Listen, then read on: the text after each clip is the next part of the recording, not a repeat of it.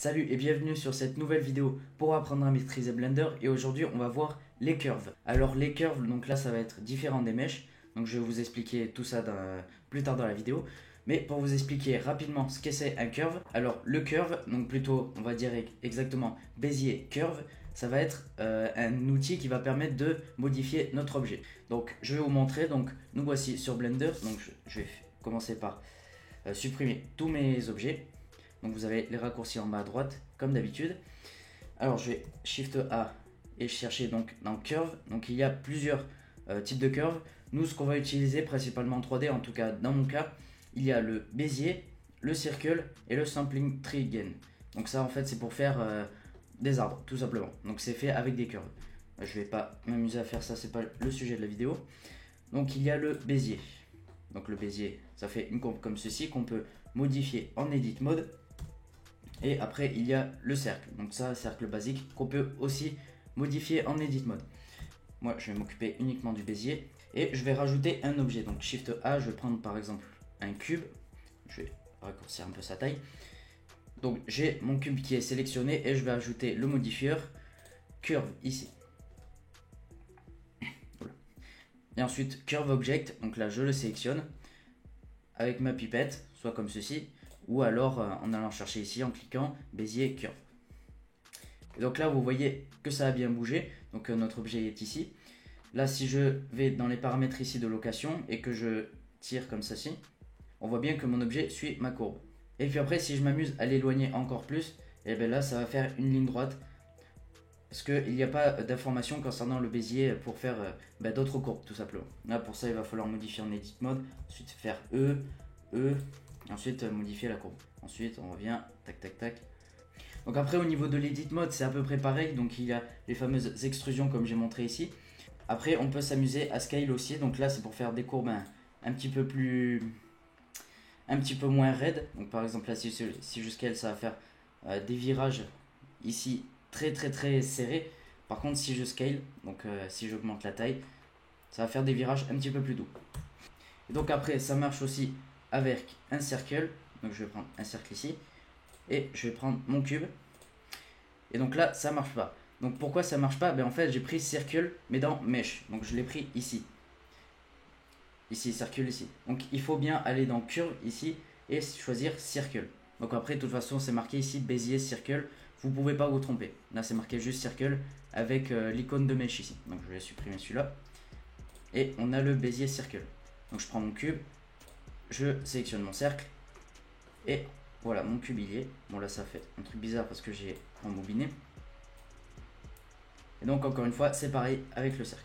Donc après je peux aller en Edit Mode, le modifier, le scale, gérer la location, etc. Alors donc qu'est-ce qu'on peut faire avec des curves? Donc avec des curves on peut faire la modélisation d'un train, enfin plutôt l'animation du train.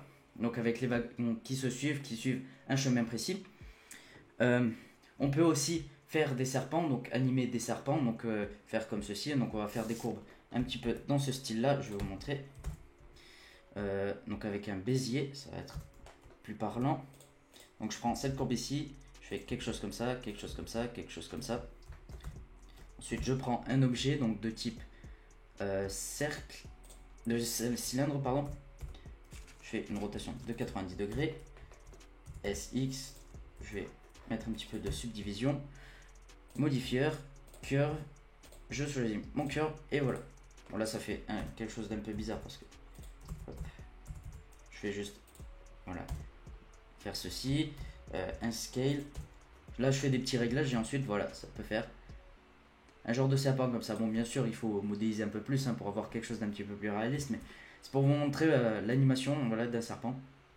Alors aussi avec un curve on peut faire ce genre d'effet. Donc j'avais vu cet effet dans Avengers lorsque Iron Man essaie de réanimer l'héliporteur. Donc en fait ce genre d'effet là d'Iron Man qui tourne très vite, on peut le faire avec Blender très facilement. Je vais vous montrer très facilement et très rapidement. Donc avec un circle, donc je vais prendre un objet.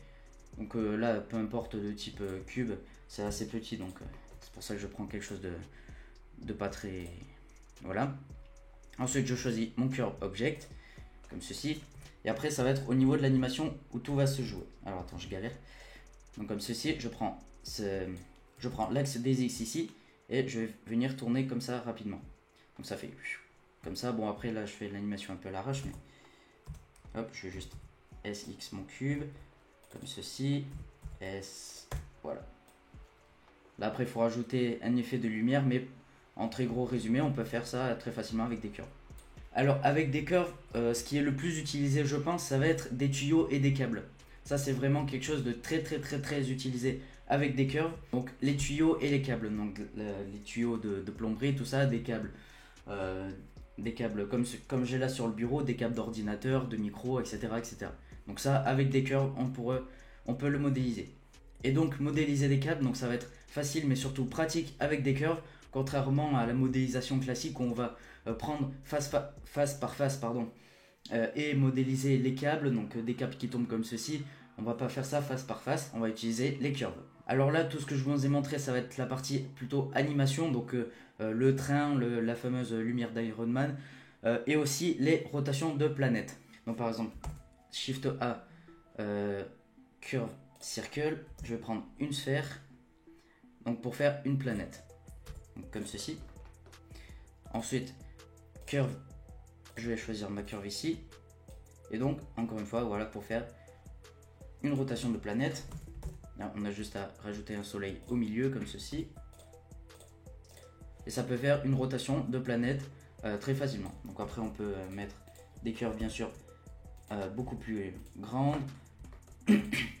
Dupliquer cet objet, hop, je vais prendre le deuxième. Alors, attendez, comme ceci, et donc voilà, animer très facilement des rotations de planètes. Et ce qu'on peut faire aussi, donc là ça va être plutôt dans la partie modélisation cette fois-ci, ça va être plutôt du style circuit Mario Kart. Alors celui-ci je vais pas vous montrer ici, donc déjà parce que ça va être assez long, mais surtout je vais le garder pour un tuto random. Et donc dans le prochain tuto random on verra comment construire un circuit Mario Kart facilement et rapidement grâce aux curves. Donc voilà, petit teasing un petit peu pour la prochaine vidéo. Et du coup voilà, c'est tout pour cette vidéo, j'espère qu'elle vous aura plu. Si jamais la vidéo vous a plu, n'hésitez pas à la liker, ça me ferait extrêmement plaisir. Si jamais vous êtes nouveau, n'hésitez pas à vous abonner en cliquant sur le petit bouton rouge en dessous marqué s'abonner. On se retrouve dans une prochaine vidéo donc qui concernera le tuto random sur un circuit Mario Kart. Et d'ici là, je vous souhaite une très bonne journée. Ok, donc voilà la modélisation de notre sabre laser. Et donc là maintenant on va passer aux textures. Plutôt dans Fog Glow. Voilà, comme ceci, c'est déjà un peu mieux. Ça va être histoire que le sabre laser voilà, s'illumine. Donc après on va pouvoir modifier donc ici le high,